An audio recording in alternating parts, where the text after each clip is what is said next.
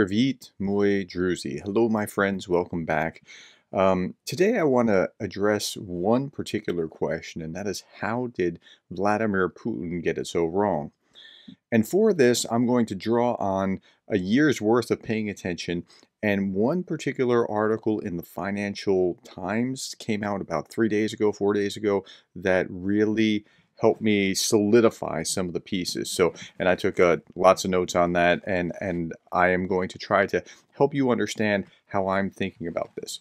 So, why did Putin do this to begin with? Was, well, that's a whole different video question, but he had these base of assumptions on which his attack rested. Now, with that being said, he thought through this. He thought this was a good idea. He thought it was going to work, but why did he get it so wrong? Well, the first reason that he got it so wrong was that he didn't consult other people, right? So, well, he consulted a few, but not like really consulted other people. Even Lavrov didn't know until just a few hours before the invasion what was going on. The Financial Times article talked about how like oligarchs were coming up to Lavrov, like, what's going on? Why is he doing this?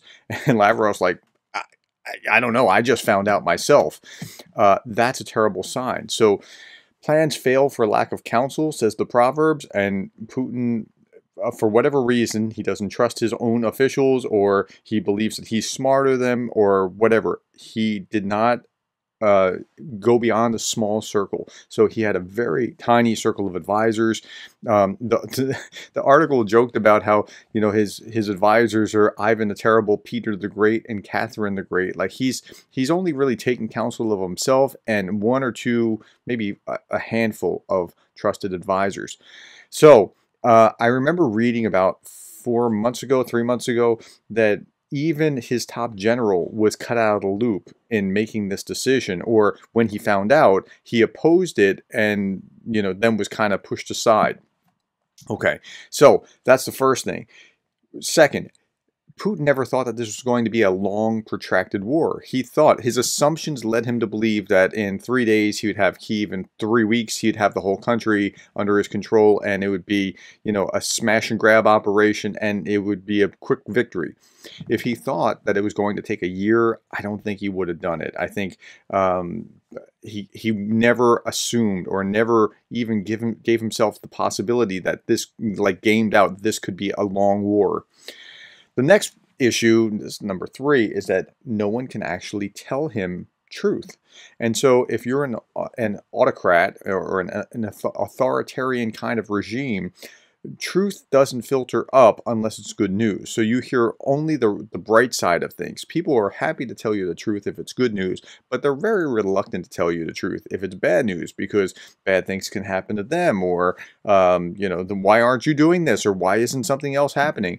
And so truth doesn't filter up to him. So he had a distorted view of reality, and that's really what was going on with Putin. Now, if officials can't admit that things are going horribly wrong, how much less can Putin admit it? Now, there's a difference between admitting it and making a wrong decision and not knowing, right? And then making a wrong decision based on bad information. But either way, you get into bad information. Okay, next. Putin didn't even tell his own Security Council. Like in 2014, when he invaded Crimea, like his own Security Council wasn't even told. So he did the same kind of secretive job here as he did in 2014. So when he seized Crimea, he only told Shoigu and 3 other top officials. They stayed up all night. They planned everything out. And now here's the problem, right? You've heard that people fail after they succeed, like in business or things along those lines. This is what's going on with Putin. Spectacular victory in 2014 from Putin's perspective. Seized Crimea, very little effort into getting a very large swath of Ukraine, and he succeeded wildly. Well, why wouldn't he succeed wildly this time as well? And that's part of the rub. That's what went wrong in a large degree with Putin this time. He had success before. So Putin was validated from his 2014 Crimea invasion. And to be frank, the West kind of validated him too, because the West did nothing in 2004, the West did nothing in 2008, the West did nothing in 2014, and so why would they do anything this time? Now, Putin's own isolationism has not helped this cause either. So Putin has been in this place where he has been quarantined and away from people, and people have to quarantine for 2 weeks just to meet him, and I don't know how much of that is making him a little nuts or how much of that plays in at all, but that's another piece of the puzzle. Again, I can't speculate as to how much. He is a revanchist. He has a real grudge about past history, about the Soviet Empire falling. He wants to revitalize the former glory of Russian lands wherever Russian may have held lands. He thinks that they ought to be Russian lands, and so that's driving the way that he's thinking. He talks about gathering the Russian lands. He thinks of himself like Peter the Great. He really has this larger-than-life image of himself restoring mighty Russia to its once former glory. And he wants to be remembered as Peter the Great or some equivalent, Vladimir the Great or something like that. I don't think that's going to work out so well for him. Now, he also thought that he had the deck stacked. He thought that he had local Ukrainian officials bought off. He thought that he had local military in Ukraine bought off.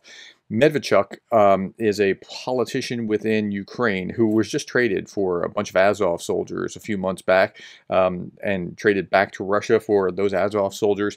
He was a politician, the leading opposition party, but he was a buddy of Putin's, and he may have been installed as a puppet governor, I don't know, but he was feeding Putin all this false information that he may have believed. I don't know whether Medvedchuk believed it or was just feeding Putin lies, but Medvedchuk was telling Putin that Ukraine would be welcoming them and they would be met with flowers, and so that was their assumption, that this was just they're going to roll in and just take the thing, and it didn't work out that well.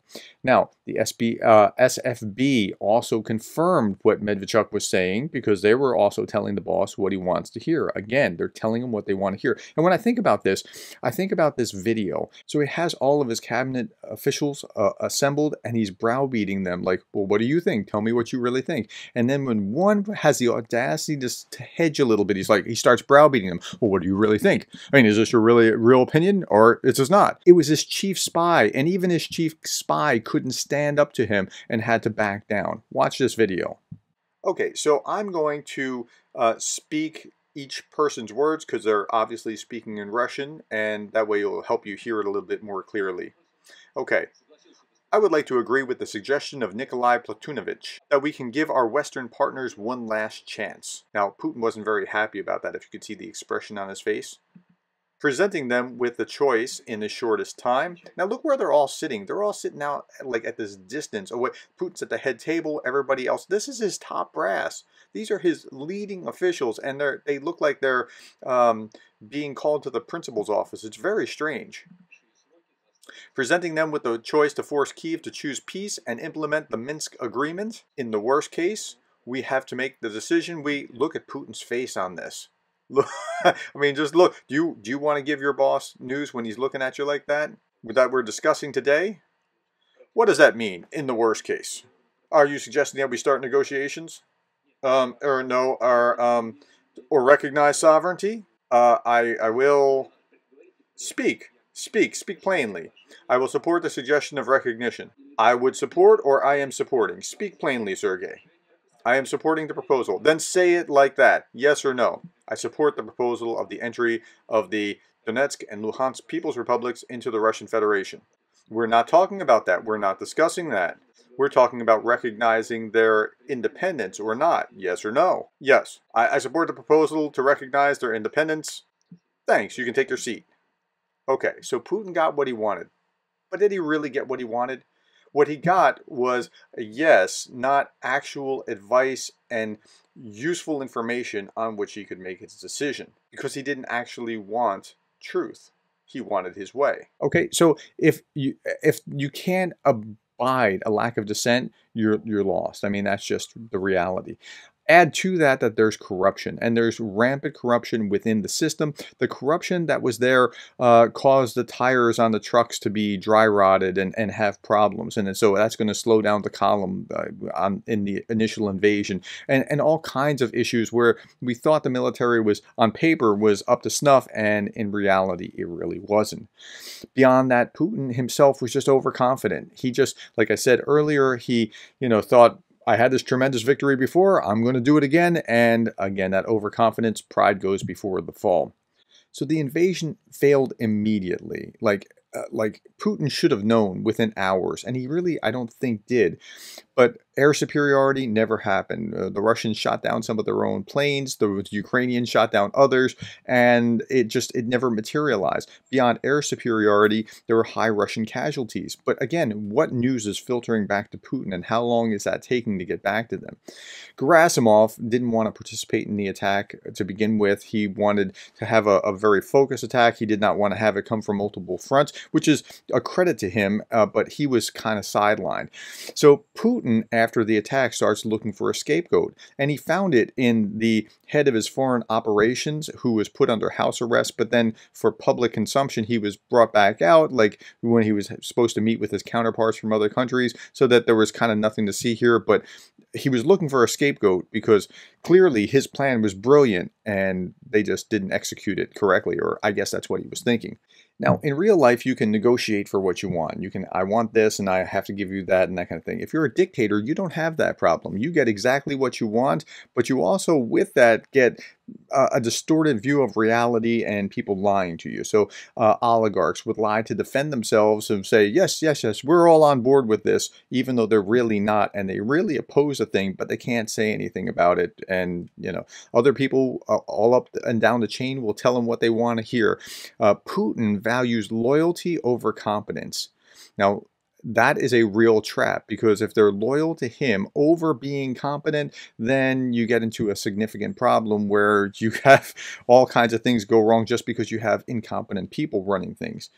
Now, Putin also started to, over time, and we're not exactly sure when, started to look down further in the chain beyond his top advisors to find out what's going on. And when he did, he started to realize that things were wrong. But he doesn't really know what to do at this point, and he doesn't trust anyone enough to actually rely on whatever they have to say. And so where does that leave him? He's just really in a bind. And you would think that an authoritarian who has all the answers wouldn't be in such a bind. But because no one can say no to him, he's in a web of his own design. And that's where Putin is. And that's why Putin misunderstood what was going on so badly. Because in a system where everyone was speaking truth, you never would have gone and done this war. You never would have invaded. You wouldn't have believed your own press when you heard truth that clearly confronted your assumptions. So that's what's happened. That's why Putin got it so wrong. I hope that helps you understand. And if it did help you understand, please leave me a like, subscribe, and thank you for being the kind of person that cares about Ukraine.